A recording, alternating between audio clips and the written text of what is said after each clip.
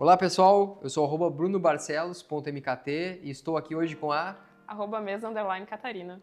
E nós vamos falar hoje sobre tráfego pago versus tráfego orgânico. Mas antes do vídeo, eu peço para que você curta o nosso episódio, se inscreva no canal e ative o sininho para receber notificações de novos conteúdos que a gente está publicando aqui semanalmente.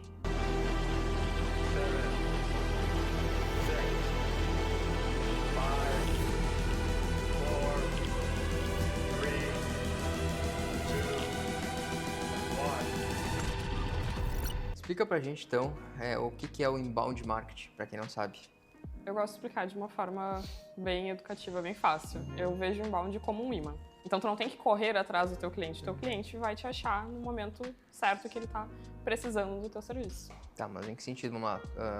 É produzido... Como é que vocês fazem para aparecer? Aí a gente usa estratégias de SEO, né, do Search Engine Optimization. Então, palavras-chave, conteúdo otimizado, muito marketing de conteúdo também. A gente tem que deixar o teu blog, o teu site também otimizado para o Google achar de uma forma mais fácil, mais simples. Isso é importante para ranquear. Então, ali o cara vai pesquisar algo no Google e vai estar o teu conteúdo. Tu vai estar ali mostrando o teu serviço e ele vai te encontrar na hora ideal. São artigos, então, produzidos que vão entrando e esses artigos fazem que o Google ranqueie, atraindo audiência. Basicamente, quando o cliente do cliente do inbound, ele vai buscar na internet, ele busca por uma dor, por algum serviço, ele não busca diretamente pela marca, né? Quando é uma empresa de pequeno, médio porte. Claro, quando é uma empresa de grande porte, já procura pela marca. Mas na jornada dele, ele faz aquela busca por alguma palavra-chave e aí, consequentemente, o resultado de inbound aparece atraindo essa audiência. Growth Hacking é sobre experimentos rápidos para crescer. SEO demanda consistência e tempo. Qual estratégia realmente funciona para startups com orçamento apertado? Eu acho que depende do momento. A gente sabe que uma startup tem um orçamento muitas vezes reduzido, né? Então, o cara vai lá escolher por fazer o growth. Tu vai em teste, tu vai testar, é mais rápido, tu vai ter um investimento ali, inicial talvez não tão alto, né? Mas quando tu acaba com esse investimento, o teu lead para de aparecer.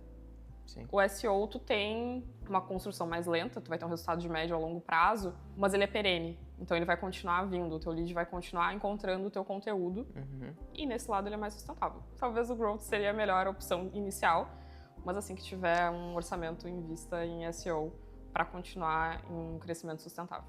E lembrando, né, SEO a gente leva no mínimo de 6 meses a 1 ano para começar a gerar resultados, né? Exatamente. Mas o que é interessante é que quando o resultado começa a vir, ele vem de forma exponencial, né? E o legal de tu usar as duas estratégias juntas é que no growth tu testa. Então tu pode usar os dados desse teste para adequar no teu conteúdo, né? Sim. Isso que é bom, né? A gente consegue pegar esses insights para ir ajustando o conteúdo para atrair audiência mais qualificada. E não dá para negar, assim, ambas as estratégias precisam de dados, né? Então no SEO tu também vai analisar os dados do Google para saber o que tá funcionando do teu conteúdo e o que não tá funcionando. Testes também, né? A gente faz testes também. Exatamente. Tem alguns recursos no Google Analytics, por exemplo, que tu consegue entrar, ver qual o perfil de conteúdo está mais atraindo a audiência e a partir daí fazer a construção de artigos correlacionados, né? Exatamente. Aí a gente sabe para onde ir andando, né?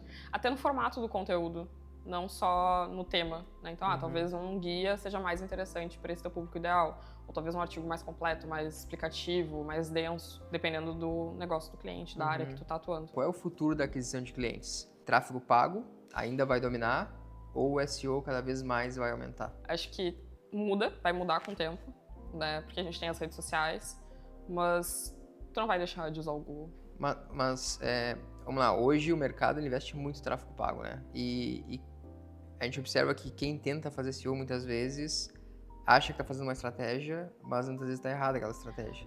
Sim. Porque é uma estratégia que leva, como eu falei, longo prazo, mas se for mal aplicado, o processo básico, né, de um SEO, tu analisa o Search Console para ver qual resultado está gerando efetivamente. Se tu não está gerando resultado nenhum, tem algo errado aí. Então, fica até a dica para você gestor, né? Olhe o Search Console, olhe seus dados. Se não está indexando no Google, não está gerando cliques, não está tendo impressões, a partir do 3º mês tem algo errado na estratégia. Eu acho, na minha opinião, a gente vai ver cada vez mais as duas estratégias andando de mão dadas. Mãos dadas, assim. O pessoal vai começar a entender que o tráfego pago é muito bom para resultados mais imediatos, mas que ele não é sustentável. Tu não tem como continuar investindo cada vez mais dinheiro naquilo. Sim. Então, esse outro tem um investimento ali inicial, tu vai ter um valor, mas ele vai se manter, ele se paga a longo prazo, né? Então, depois de um tempo, tu vai conseguir diminuir o teu custo de aquisição e tu vai ver que tu tá gastando cada vez menos para manter a tua operação. Sim. Né, crescendo. É possível criar um conteúdo que funcione bem, tanto no Google quanto nas redes sociais, ou é preciso escolher um lado? Super funciona. E é até melhor quando tu tem um conteúdo completo, como um artigo para blog. Porque tu consegue fazer, né, o cross-posting ali, tu aproveitar esse conteúdo. Então, um artigo para blog, ele pode virar post no Instagram, vídeo curto para Reels, TikTok, Shorts, um vídeo longo para YouTube, uma newsletter, um artigo para LinkedIn. Né? Tu tem um mundo ali que pode ser desdobrado. Um artigo bem feito, tu faz vários posts em outras redes. É claro, por favor, adeque a linguagem ao meio. Sim. Então, a linguagem para o Google é uma, a linguagem para o Instagram é outra. E assim por diante. Então, não espere que aquela linguagem super completa que está num artigo do Google vai ter o mesmo resultado no Instagram. Tu tem que adequar a linguagem à rede social e ao público que está absorvendo esse conteúdo também. E o que é legal no artigo, tu tem um artigo ali, 1000 palavras, 600 palavras, dependendo da quantidade de palavras que tem aquele artigo, mas tu pode trazer, né, o conteúdo que produziu na rede social para dentro do artigo, e aí o Google vê com mais autoridade aquilo ali, né? Exatamente. E é muito legal que agora o Google tá trazendo os posts de redes sociais, né? Ele tá entendendo que a galera tá começando a buscar lá nas redes e trazendo pra dentro. Então tu vai ter talvez um vídeo do TikTok aparecendo na tua busca do Google, tu vai ter um post no Instagram, um podcast. Então ele já tá começando a se adaptar e fazendo testes aí pra botar junto o que as pessoas buscam realmente, nos locais que as pessoas buscam. Sim, falam que o principal concorrente do Google não é a Meta, né? Facebook e Instagram, é o TikTok. Que a geração Z cada vez mais, em vez de buscar no Google, faz a busca, que vamos e convenhamos, o algoritmo do TikTok é muito bom, né? Pra encontrar resultados. E te traz vídeos ali, vídeo review de várias coisas, né? Tu encontra tudo ali, né? É realmente o grande concorrente do Google. E se ele for esperto, ele vai aderir alguma estratégia ali. No Brasil, o Google é a plataforma de escolha para 99% das buscas por produtos, serviços e informações diversas, totalizando uma impressionante média de 3,5 bilhões de pesquisas diárias. Você já imaginou como seria vantajoso se a sua empresa aparecesse com destaque nessas pesquisas? Há duas maneiras de fazer isso. Uma delas envolve investimento financeiro, enquanto a outra requer a otimização do seu site para alcançar as melhores posições no Google. Um dos princípios fundamentais do nosso método de crescimento acelerado para empresas é garantir que a sua empresa esteja visível nas pesquisas realizadas pelo seu público-alvo. Agora pense só, e se a sua marca fosse encontrada em todas as pesquisas feitas pelos seus clientes? A nossa abordagem começa com mapeamento nas palavras, termos e interações que os seus clientes estão tendo na web. Utilizamos ferramentas avançadas que nos permitem analisar esse comportamento. A partir desse ponto, entramos em ação. Não nos limitamos a criar simples artigos, produzimos conteúdo estratégico que não apenas alcança as primeiras posições nas pesquisas, mas também estabelece a sua empresa como uma autoridade no seu segmento de mercado. Isso resulta em uma exposição da sua marca em larga escala. O seu cliente, agora mais informado, passa a ler os seus materiais e compreender o valor do serviço que a sua empresa oferece. Esse processo o capacita a tomar decisões mais embasadas e, consequentemente, a agir.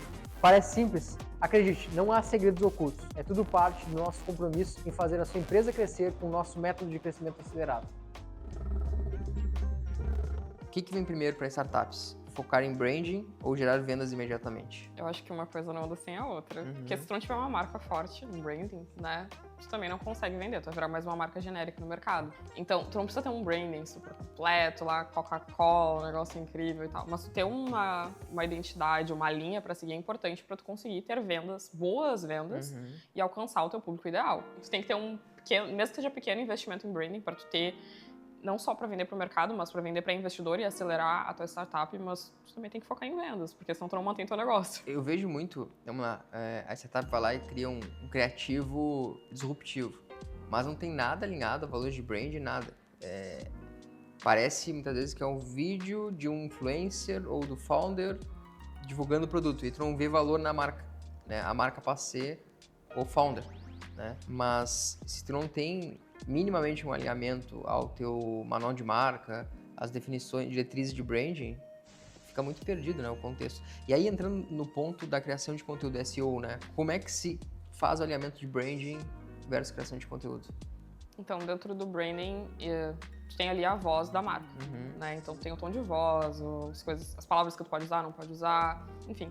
E no texto isso a gente também traz. Então, alinha com o cliente qual é o tom de voz da marca. Então, a gente tem uma marca mais séria, mais formal, que não vai, né, vai usar frases mais longas, vai usar um termo mais técnico ali para conversar. Então, por exemplo, uma marca de engenharia, eu não vou usar a mesma linguagem que a Cluster, que os nossos blogs, no nosso blog. Então, a gente alinha isso também. E não só com a linguagem do texto, mas também os elementos visuais que a gente vai trazer para dentro desse artigo. Então, a foto, né, o banner que tu vai colocar ali no meio, isso também é importante. Faz parte da estratégia de inbound. A própria criação, layout visual do blog, ele tem que estar alinhado aos valores de brand, né? E aí, o que é importante a pessoa saber? Quando a gente faz SEO, a gente atrai uma audiência, muitas vezes topo de funil, meio de funil, depende da estratégia do artigo, né? E o tráfego, ele aumenta exponencialmente, né? Porque a gente passa a atrair, funciona como um imã. Só que a gente tem elementos ali para não ter apenas visitantes, mas gerar leads. Fala um pouquinho para o pessoal entender como é que funciona a estratégia de geração de leads através do blog. Então a gente vai captar esse lead, esse dado, vai criar um banco e vai entrar em contato, né? A equipe de vendas, a gente mantém uma alimentação, a gente vai nutrindo esse lead até que a compra seja, né, o serviço seja vendido para essa pessoa. Isso é um trabalho em conjunto da equipe que está construindo o blog e produzindo conteúdo com o cliente, que também tem ali o pós-vendas, o pré-venda, que vai falar com esse cliente, sabe qual é o momento ideal. Isso é uma educação também, a gente vai educando junto, né, o cliente. Gerando consciência de marca, não só para o cliente que está vindo, mas para a pessoa que está vendendo o serviço. Né, em como fazer isso, qual é o momento ideal. Trabalha com a etapa de descoberta, consideração, tomada de decisão, tudo isso o blog ajuda a fazer, né? Exatamente. E o pós-venda é muito importante, o blog também ajuda nisso, né, de nutrir aquele cliente que já comprou, virar um fã da marca, né? Então, que a gente sabe que o marketing boca a boca é o que mais vende até hoje, não tem como negar. Então, é o cliente que vai dizer para o amigo, olha, essa marca é boa, confia, teu serviço realmente é bom. Produzir conteúdo de qualidade é realmente mais barato ou o investimento em tempo e recursos torna o CAC, custo de aquisição para o cliente, igual ao do tráfego pago? E no início, assim, tu vai ter um investimento que pode ser igual, dependendo, né, da marca, de quanto tu vai investir naquilo. Não quer dizer que tu tenha que ter 5 artigos publicados na semana. Talvez tu vai ter 2 artigos no mês, que vai ser mais barato. Mas tu começa a investir nisso daí, tu começa a cuidar, tu começa a nutrir, né? Tu já tem uma consciência de marca e depois tu não tem um custo de aquisição tão alto. Então, não acho que, né, vai se igualar. A gente tem um cliente, né, que ele tem uma economia, se não me engano, acho que é de $600, $800 por mês com o blog dele. Ou seja, ele deixa de gastar $800 por mês no Google, né, para aparecer em palavras-chave de alta relevância. O que acontece? Tá bom, $800 numa conversão direta a R$6 daria quase R$5.000. Né? Ele deixa de gastar R$5.000 no Google. Né? Então, ele considera uma janela de 12 meses, são R$60.000 de economia de investimento em Google que ele faz. E o curioso desse cliente é que o investimento de tráfego pago dele é o mesmo de 2 anos atrás. Ele não exponencializou, não diminuiu, ele manteve a mesma linearidade, né? Ou seja, reduziu o CAC dele a longo prazo. Sim, tu vai pegar artigos que são de 2022, 2023, que ainda estão ranqueando no Google. Não, e tem outro ponto também, né? Vamos lá. Ele tem há 2 anos o mesmo investimento em tráfego pago. O que acontece? O tráfego pago é baseado no custo do dólar. Então, nós pagava, naquela época, sei lá, acho que R$5 o dólar, né? A conversão direta. Hoje o dólar tá 6 e alguma coisa. Ou seja, tu tá entregando menos mídia, gastando mesmo valor. Né? Porque todo o custo de tráfego pago é baseado em dólar. Né? Isso muitas vezes o gestor não consegue visualizar. Tu vê muito no imediato, né? Então, tipo, eu quero o retorno agora, eu quero que o lead entre agora, um lead quente que entre agora. Não é assim que funciona, né? Mesmo com o tráfego pago. Tu pode ter lá uma campanha que vai atrair o público completamente diferente do que tu estava esperando, se não for bem feita. Sim. Né? Hoje a gente percebe que até o feedback que os clientes dão com relação à produção de conteúdo é que os leads vêm meio que pré-prontos para compra, né? Porque o nível de consciência é muito maior, né? O uso de IA, tanto na criatividade quanto na produção de conteúdo. Como é que tu vê isso? Tem um estudo que a Host fez, é um experimento que se chama Woman versus Machine. É muito interessante que ele realmente faz isso. Pega lá o ChatGPT, versão gratuita, é importante marcar isso, e uma redatora. O ChatGPT só ganha em 2 coisas: tempo e dinheiro. De resto, não, ele não vai converter. Tu precisa da criatividade humana para fazer um artigo dar certo, para ele se conectar com o público. Mas só para entender, voltando nesse estudo, tempo e dinheiro, em que sentido? Vamos lá. Ele é rápido. né? Eu vou dar o briefing para ele vai fazer em segundos. Aquele artigo que talvez um redator leve 1 hora, dependendo do conteúdo, um pouco mais. Tá. E dinheiro, ele é de graça. Olhando em termos de ranqueamento, ele não consegue, né? Não, é porque, assim, tu vai pegar a inteligência artificial. Ela não cria nada do zero, né? Se apropria. Ela se apropria. Isso também tem uma questão aí, né, de lei de proteção de dados. Tu pode estar usando um conteúdo que é protegido e tu não sabe, porque alguém colocou na internet. Aí ela vai pegar bancos de dados, vai pegar um conteúdo, né, que foi alimentado por um ser humano e vai usar aquilo dali pra montar o que tu tá pedindo. E talvez até ela vá mentir ali pra ti. Então não tem como tu substituir. O que tu pode usar? A IA como uma ferramenta. Né? Então, para te auxiliar em tarefas repetitivas. Então, eu tenho que analisar um dado que é repetitivo. Então, eu vou pedir para ela filtrar aquilo ali para mim, talvez. Ou vou pedir para ela arrumar uma planilha, né? Analisar se aquele ponto tá no lugar certo ou não, porque eu tô em dúvida. Mas ela não vai criar por ti. Tem muita gente que cai na falácia, já deve ter recebido esses anúncios que eu recebi. Não contrate um redator, use a nossa ferramenta incrível de produção de conteúdo. Você vai ter SEO infinito. Aí tu vai lá ver, é um chat GPT buscando palavra-chave relevante para aquele contexto de mercado, aí ele identifica a palavra-chave e já produz um artigo. Só que aquilo lá não ranqueia. Por mais que entregue 10 por dia, não ranqueia. Exatamente, assim, aí tu tem aquela questão, né? Volume não quer dizer qualidade. Sim. Então tu vai ter 10 artigos no dia que não vai ranquear. E o Google já tem mecanismos para identificar. Exatamente, tanto que agora a gente começa a olhar um movimento do pessoal que tem blog e sinalizar que o conteúdo é feito por humano. Sim, a gente tem um artigo no nosso blog que fala sobre isso, né? Sim, a gente tem a criação de conteúdo morreu, né? Ela fala sobre esse experimento da Host, inclusive, traz alguns dados e cara, ferramentas incríveis já que podem te ajudar no dia a dia, mas elas não vão fazer o conteúdo por ti. Então, quem quiser ver o nosso artigo, acessa o nosso blog, soucluster.com.br/blog, tá lá esse artigo, né? Qual métrica realmente importa? A galera diz muito que tem métrica de vaidade, né? Eu não acho que existe métrica de vaidade. Existem métricas usadas em momentos errados. Tá. Então, para eu ter tráfego, eu também tenho que cuidar do engajamento. Então, depende do momento que tu tá olhando e no que tu tá olhando. Qual é a etapa do funil que tu tá visualizando. É a mesma coisa que a galera diz, mas seguidor no Instagram é vaidade. Não, tu quer saber se teu conteúdo tá alcançando o público que tu espera. Né? Então, analisa as métricas de acordo com o momento. A gente depende do tráfego para ter engajamento no conteúdo para converter. Sim. Tem estratégia que dá para usar. A gente usa bastante no Growth. Tem, sei lá, vamos pegar um blog mais maduro com 100 artigos. A gente levanta uma lista dos que mais tem relevância de tráfego e lança uma campanha, um conjunto, para gerar tráfego para aquele artigo, para potencializar o tráfego. E, por outro lado, pega os que têm menos tráfego e cria um outro conjunto e também joga o tráfego pago para dentro desse artigo. Por quê? É um mecanismo que se retroalimenta, né? Tu tem o tráfego orgânico, tu tem o tráfego pago. Quando a pessoa cai no teu blog, ela já cai na tua estrutura de funil para remarketing, seja para Google, para Meta ou para qualquer outra rede. Então, isso que é o grande benefício do inbound, né? Que eu vejo. E também tem outro ponto, que é tu consegue aumentar teu tempo de tela com relação ao usuário. Tu tem 100 artigos produzidos, correto? O que acontece? O usuário, vamos lá, hoje é dia 1º de janeiro. O usuário converteu como um lead, né? Através do blog. Cara, eu tenho 100 artigos. Se eu jogar a cada 3 dias um artigo, nós temos 365 dias. Eu vou estar presente, meu tempo de tela, a constância da minha marca com relação àquele lead vai ser uma janela de um ano inteiro. Eu posso estar presente todos os dias ao longo do ano com ele. Isso sem contar que tu vai produzir mais durante esse ano. Vai produzir mais, a complementação, né? Exatamente, tu vai produzindo mais, tu vai alimentando esse teu lead. E se tu juntar com outras estratégias de marketing de conteúdo, tu também vai alimentando mais tempo, né? O cara tá no Instagram, a gente sabe que hoje em dia o Brasil é um dos países que passa mais tempo nas redes sociais. Então tu tá no Instagram ali com um conteúdo que tem relação, o cara vai querer ver. Pode não ser nenhum anúncio, o cara vai começar a te seguir, porque tu vê tanto aquilo ali. Sim. Né?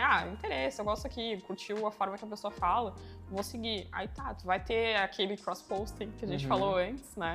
Que o cara vai se interessar por aquele conteúdo, vai talvez entrar no teu blog, ou vai enviar pra alguém. Aí entra ali as métricas, né? Então, é uma retroalimentação. E é um conteúdo perene que se mantém. Sim. É um conteúdo evergreen, tem um termo. Exatamente, evergreen. Que ele, né, vai continuamente tirar tráfego, leads, entre outras coisas. E uma coisa que a gente faz, que é importante, é atualizar esse conteúdo. Você tem que ir lá, olhar, principalmente dependendo do nicho do cliente, né, conteúdos que vão mudando, métricas que vão mudando ao longo do tempo. Então, por exemplo, né, a gente tem clientes que são imobiliários. O IPTU, ele muda.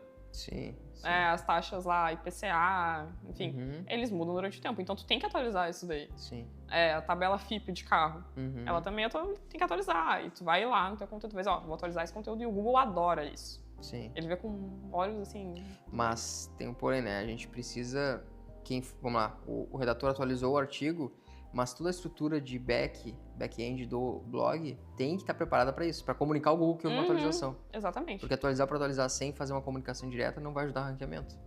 Tem todo um... A gente acha que é só colocar no blog, né? É. Não, tem o sitemap, o crawling para o Google saber onde é que tá aquilo dali. E não é só para texto, para imagem também. Sim. Né? Tu tem toda uma forma de ranquear ali, o SEO para imagens. A gente tem várias imagens que estão ranqueadas nas primeiras posições do Google. Exatamente. Né? E atraem tráfego também. E não só a imagem, tu vai fazer uma tabela. Né? Por exemplo, o Google também vai ranquear essa tua tabela ali, se tu fizer em formato. Tu tem que cuidar disso daí, não é simplesmente colocar lá e... Sim. Entendeu? Como é que é o processo de criação de um conteúdo? Vamos lá, tu define personas, linha editorial, alinhado ao branding book, né? Ou alinhado às diretrizes que a marca fala. Mas já teve situações que o cliente chegou e pediu uma linha editorial completamente oposto a tudo que a marca tinha como valores.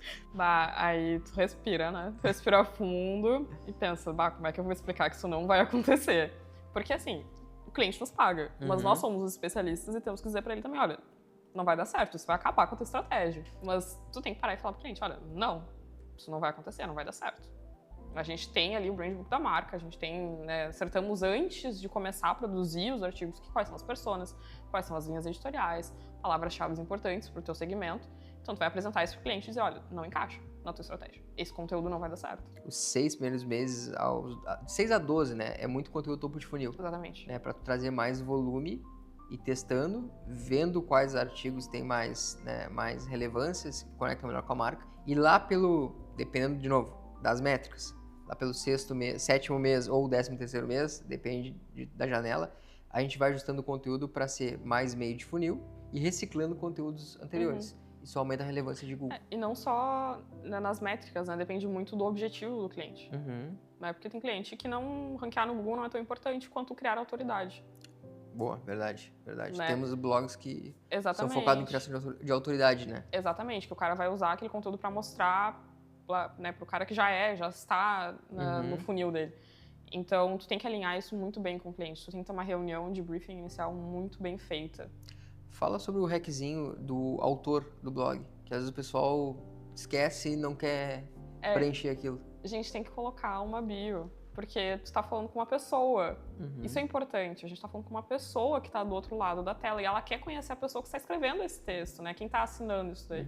Então, coloca o que tu faz, né? As tuas áreas de interesse, links para contato, né? Então, Instagram, LinkedIn, um e-mail. Isso também é importante pro Google. Sim. O Google, ele faz a conexão, né? A interconexão entre múltiplas redes sociais para ver a tua autoridade e te alavanca. Não somente o artigo, quanto a tua própria imagem pessoal. Exatamente. Muitas vezes a linguagem de um artigo ela é um pouco estranha, né, para quem lê em alguns pontos. E aí a pessoa pede, né, do outro lado, eu preciso que faça correções, deixe um pouco mais coloquial. Por que muitas vezes a gente não faz isso? Ou então, a redação de artigo para blog é completamente diferente de outra. Né? E digo isso como redatora. Tu tem um número certo de repetir palavras e tu tem uma forma de falar com o teu público também. Então, o cara pode chegar e dizer, mas eu quero um treco mais coloquial. Eu quero. Parecer que eu tô falando com a pessoa.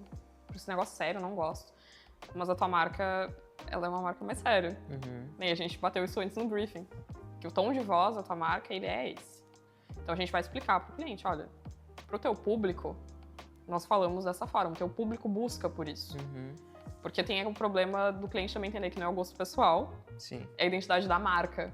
Tem que separar isso muito bem. Então, nem sempre a gente consegue atender o que o cliente quer no tom de voz do artigo. Tu vai conversar com a pessoa e dizer, olha, não vai dar certo. E também tem o que o Google pede. Sim. Né? Sim. Então, palavras de transição, tamanho do parágrafo. São regras que nós aqui dentro já estamos acostumados. Sim. O que eu vejo, tá? Vamos lá. Se tu quer colocar uma redação mais emocional, uma linguagem mais o teu dia a dia, porque o Google vai te exigir uma redação técnica. Exatamente. Isso é fato, a Rank vai te exigir uma redação técnica. Mas se tu quer colocar essa emoção na tua escrita, tu pode usar rede social, que ele não vai fazer indexação, né, Uhum. com base na quantidade de palavras que tu usou na descrição. Tu pode usar uma newsletter, porque a newsletter é uma comunicação direta para tua base. Então, É aquilo que a gente falou, né, do cross-posting, tu usar o mesmo conteúdo em várias redes de formas diferentes. Exatamente. Então, muitas vezes o cliente não entende que é ajustar o artigo. Fica bem claro, pessoal. O artigo ele é técnico, ele tem que seguir. Por isso que é bom quando o cliente ele tá não só no inbound, né? Tu tá no growth, tu tá em outras áreas, porque a gente consegue conversar. É isso, verdade. Entre tudo. Então não é só o Google que a gente tá trabalhando. A gente vai trabalhar as redes sociais, a gente vai trabalhar o anúncio e vai testando ali as linguagens que funcionam melhor. Sim. E vai pegando esses dados e alimentando na nossa base, saber o que fazer de artigo, o que fazer de conteúdo. Fazer mais testes, Testes. gerar mais ROI, reduzir Custo, CAC, função, CPL, exatamente. métricas que são importantes. Ter leads mais qualificados. Leads mais qualificados é uma das coisas que eu mais vejo como benefício que um blog ajuda a gerar. Sim, né? com certeza. Ele vai chegar pra ti já sabendo o teu produto, o que ele vai resolver, né? Qual dor ele tá resolvendo, ele já tá pronto pra comprar. E quem fala isso não é nós, né? É o cliente que nos dá esse feedback. Ele fala, cara, é impressionante como o lead que vem de blog, que tem como tu traquear, identificar, né, a origem de conversão daquele lead, ele vem pronto, muitas Exatamente. vezes. Claro, dependendo do tipo de serviço, né? Ele já sabe o que tá, tu não tem que ter uma grande negociação, o cara já tá ali. Sim, pra porque, pagar. vamos lá, eu busquei por uma dor e um serviço, achei a tua empresa, li um artigo, opa, esse artigo me explica um pouquinho, mas ali eu vi um link para outro artigo complementar. Li o outro artigo, cara, agora eu tô convencido. Vou virar um lead para falar com essa empresa. Isso a gente traz na nossa estratégia também, né? O link building. Então, para qual artigo eu vou direcionando aqueles... Eles não são aleatórios, aqueles links. Porque tu vai alimentando aquele funil e vai levando o teu cliente até a etapa final. E você, o que você acha? O futuro é tráfego pago ou tráfego orgânico? Deixe nos comentários para que a gente possa interagir com vocês e responder. Trazer também essas perguntas para os nossos próximos episódios.